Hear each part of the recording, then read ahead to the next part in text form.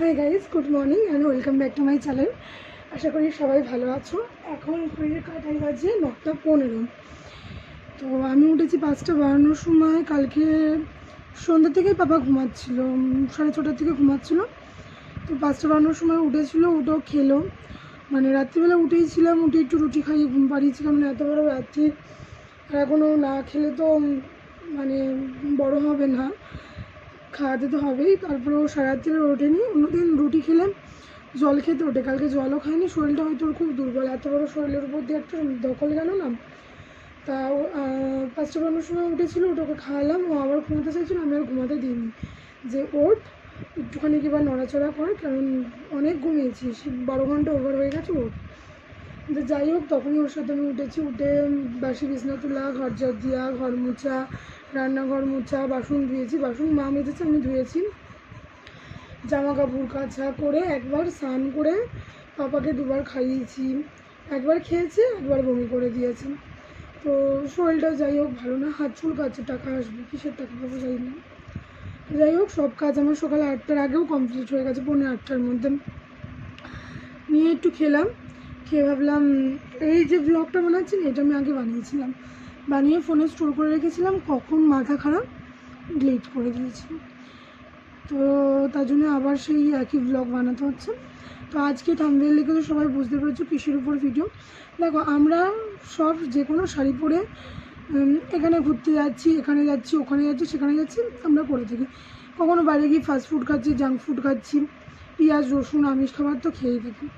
কিন্তু দেখো, সবসময় আমার মতে বাড়িতে যেহেতু পুজো দিই, বাড়িতে সেটা হয়ে ওঠে না। কারণ বাড়িতে নর্মাল পুজো দিই, বাড়ির মানে ভগবান তো ঠাকুর তো আমাদের নিজেদের ফ্যামিলি মেম্বারের মতনই। কিন্তু মন্দিরে যেখানে যাগযজ্ঞ করে পুজো হয়, পুরোহিত এনে মন্ত্র পড়ে, সেখানে কিন্তু সবসময় আমাদের উচিত, এমনকি বাড়িতেও পুরোহিত হয় মন্ত্র পড়ে যখন পুজো করে, আমরা কিন্তু সবসময় ধোয়া জামা কাপড় পরে পুজো করি। তো আমাদের কিন্তু উচিত পুজো করার জন্য যখন আমরা পুজো করতে যাবো, তার জন্য প্রপার শাড়ি রাখা। তো আমার দুটো শাড়ি আছে। একটা আমার ছোটো ননদ একবার আমাকে দুর্গা পুজোতে গিফট করেছিল। মানে ও অন্য শাড়ি দেখছিলো, আমি তখন বলেছিলাম আমি এই শাড়িটা নেবো। আর একটা আমার যখন স্বাদ হয়েছিল, আমার দেওরের বন্ধুর বউ মনে দিয়েছিল, বন্ধু আর বন্ধুর বউ এসেছিলো, ওরা মনে দিয়েছিল। যত সম্ভব এটা আমার ইমাজিন, আমি ঠিক সঠিক মাথায় নেই, কারণ সঠিক কে কখন দিয়েছে। স্বাদের মধ্যে 300, 350, 368, 384, 384 জন লোক নিমন্ত্রণ ছিল। আমরা 400 জনের আইটেম করেছিলাম। তো আর তখন জানুয়ারি তো কেমন অসুস্থ হয়েছিল, আর আমার স্বাদটা হয়েছিল পিওর গরমের মধ্যে, বৈশাখ মাসে। মানে তখন আমার এত কষ্ট, একেতেই তোমার বেড রেস্ট ছিল, তার মধ্যে ওই নতুন মানে জামদানি শাড়ি পরে আমি তো না খেয়ে অসুস্থ হয়ে গেছিলাম। ঠাকুরমশাই এসেছিলো বেলা 3টের সময়, সেই কথা আমি পরে শেয়ার করবো। যাই হোক, তখন মনে হয় দিয়েছিল, তার জন্য আমার খেয়াল নেই। তো আমি দুটো শাড়ি রেখে দিয়েছি, ওই শাড়ি দুটোই পরে আমি সবসময় পুজো দিতে যাবো। আর দেখো, কোনো নতুন শাড়ি আনলে সেটা পরে অবশ্যই যাব, কিন্তু পুরনো যেসব শাড়ি আগে পরেছি সেসব শাড়ি পরে আমি কখনও পুজো দিই না, কারণ ওই সব জিনিস পরে আমিষ টামিষ খাওয়া হয়। তো এই দুটো শাড়ি, এটা আমার ননদ দিয়েছিল। এটার আঁচল যখন গিট্টি গিট্টি দিলাম, পুরো শাড়িটা এরকম সাদা, মাঝে মাঝে লাল লাল আছে কি আছে না, না আর মাঝে মাঝে লাল নেই, আঁচলে নেই। আর এই যে এই দিকটা এরকম, এই দিকটা এরকম।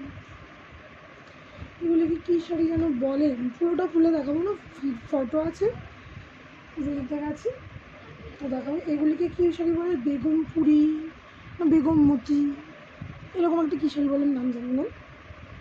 আমার কাকা শ্বশুর ঘরের ননদ একদিন বলছিল, তো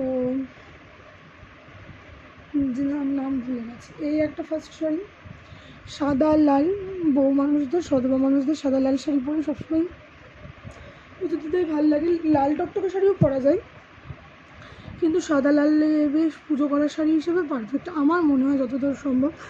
এইটার সাথে লাল কালার ফুল হাতা ব্লাউজ পরি, ঠিক বর্ডার হাতা ব্লাউজ পরি, ব্লাউজের সাথে ব্লাউজ পরি, আমি লাল ব্লাউজ পরে পুজো দিতে যাই। তো পুজো দেওয়ার শাড়ি সবসময় সাদা লাল পরলেই বেশি ভালো লাগে, একটা মানে বিবাহিত মানুষদের বিশেষ করে। আজকে এত গরম পড়েছে, দেখো ঘেমে যাচ্ছি। তো যাই হোক, সাদা লাল এই হচ্ছে আমার একটা শাড়ি, ফটো আমি আপলোড করবো। আর সেকেন্ড শাড়ি এই যে এইটা দিয়েছিল আমার দেওরের বন্ধুর বউ। এটা হচ্ছে আঁচলটা, হ্যাঁ বাবা দেখাচ্ছি, এটা হচ্ছে আঁচলটা, যেরকম পম পম দিয়া হচ্ছে এরকম। তো এটা কিন্তু এটার মধ্যে কিন্তু হালকা হালকা গ্রিনও আছে। এটা তোমার বুকের সামনেটা দিয়ে পড়ে। আর পুরো শাড়িটা গ্যাপ জামদানি যেগুলি বলে না, এই সাদা লাল সবুজ, এই শাড়িটা খুব খড়মড়ে, মানে শীতকালে পরে গেলে আরাম, গরমকালে পরতে একটু কষ্ট হবে, কারণ এত শক্ত শাড়ি, মারের শাড়ি। এটারও আমি ফটো আপলোড করবো। এগুলিকে গ্যাপ জামদানি বলে, জামদানি বলে সবাই, কিন্তু জানো তো এগুলি জামদানি না, এগুলি না একটা কেমন সুতো, জামদানি তো সফট হয়, কিন্তু এগুলি সুতোটা। এর মধ্যে হালকা হালকা সবুজ আছে। এর মধ্যে আমি একটা ব্লগ করেছিলাম, থাম্বনেল ছিল মানুষের পূর্ণ হওয়া মাত্রই মায়ের দর্শন করতে চলে গেলাম, না মায়ের সাথে দেখা করতে গেছিলাম, এরকম একটা ব্যাপার। তো সেই দিন আমি এই শাড়িটা ফার্স্ট করেছিলাম। তো এই দুটো শাড়ি আমি রেখে দেবো, এই দুটো শাড়ি আমি এই কারণেই রেখে দেবো যে যখন আমি পুজো দিতে যাবো তখন ইউজ করবো। আর এইগুলি পুজো দেওয়ার জন্য সবথেকে বেস্ট আমি মনে করি, সাদা লাল দিয়ে। এটার সাথেও লাইট ব্লাউজ পরবো, গ্রিনও পরা যাবে, হালকা হালকা গ্রিন যেহেতু আছে, বুঝাতে পারছি কি, দেখো গ্রিন গ্রিন গ্রিন। তো এই শাড়িটাও আমি যখনই দেখেছি আমি তখনই বলেছি যে এই শাড়িটা আমি কাউকে দেবো না, এটা আমার কাজে লাগবে। তারপর থেকে এখন এই দুটো শাড়ি রেখে দেবো। এবার নতুন শাড়ি তো পরে পুজো দিতে যাওয়া যায়, নতুন শাড়িও পরবো, নতুন শাড়ি যে পরবো না তাই না, কিন্তু নতুন শাড়ি না থাকলে এই শাড়িটাই পরবো।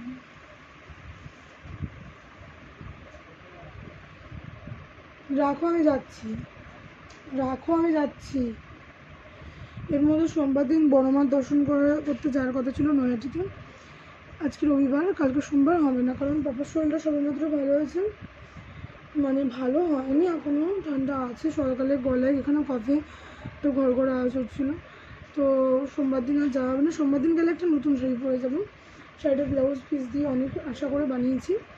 সোমবার দিন যাবো না, মানে এর মধ্যে যবে আমি পুজো দিতে যাবো তবে আমি। উঠে গেছে, আসছি। ভিডিওটা ভালো লাগলে অবশ্যই লাইক কমেন্ট শেয়ার করে দিও। পাপা উঠে গেছে, আজকের ভিডিওটা এই জন্য। যাই হোক, প্রত্যেকদিনই তোমাদের জন্য ভিডিও আপলোড করি, তোমরা কিন্তু অবশ্যই কমেন্টের মাধ্যমে আমাকে জানিও যে নেক্সট টপিক তোমরা কিসের উপর মানে ভিডিও দেখতে চাও। তোমাদের যেটা ডিমান্ড সেটা অবশ্যই মাথায় রেখে আমি ভিডিও বানাবো। তো যাই হোক, প্রত্যেকদিন নতুন নতুন, কালকে মেকআপ, হ্যাঁ কালকে মেকআপ কী কী মেকআপ প্রোডাক্ট ইউজ করি সেটার ভিডিও বানিয়েছি, রান্নার ভিডিও বানিয়েছি, ডেলি ব্লগ বানিয়েছি, শপিংয়ের ভিডিও বানিয়েছি, পুজো দিই সেই ভিডিও বানিয়েছি, সব ধরনের ভিডিও কিন্তু আমি তোমাদের সাথে প্রত্যেক দিন দিয়ে কানেক্ট হতে মানে চাই। কিন্তু তোমরা যদি ভিডিওগুলি না দেখো আমার কিন্তু একদমই ভালো লাগে না। দেখো আমি বারবার করেই তোমাদের একটা কথা বলছি, একটু লাইক, একটু কমেন্ট, একটু শেয়ার, সাবস্ক্রাইব করে দিলে কিন্তু দেখো অনেকটা সুবিধা হয়। কারণ যাদের এরকম ছোটো ছোটো বেবি, তাদের যে ভিডিও বানানোটা কতটা ডিফিকাল্ট সেটা যার ভিডিও করে আর যে মানে এডিটিং করে সে জানেন। মানে এই নর্মাল এই ভিডিওটা করলাম, ভাবছো কি এই ভিডিওটা একসাথে জয়েন্ট করে দিলেই পোস্ট করে দিলে হবে না, জানো তো এর মধ্যেও অনেক খাটনি করতে হয়, অনেক জায়গায় ভুল স্কিপ হয়ে যায়।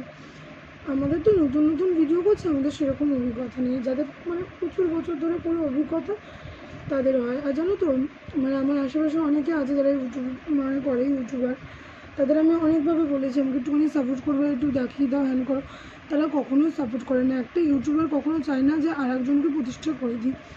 জানি না তাদের মধ্যে কী হিংসা চলে, কারণ আমাকে যদি একটা স্ট্যান্ড করে দেয় তাদের কি সেটা কী কমতে হবে তো আমি জানি না। দেখো ইউটিউব একটা এমন প্ল্যাটফর্ম যেখানে সবাই পারে নিজের জন্য একটা জায়গা বানিয়ে নিতে, যেমন আমিও চাই যে আমিও একটা ভালো ইউটিউবার হতাম, কিন্তু যারা ইউটিউবে চ্যানেল আছে তারা কখনোই জানি না কেন পারে না।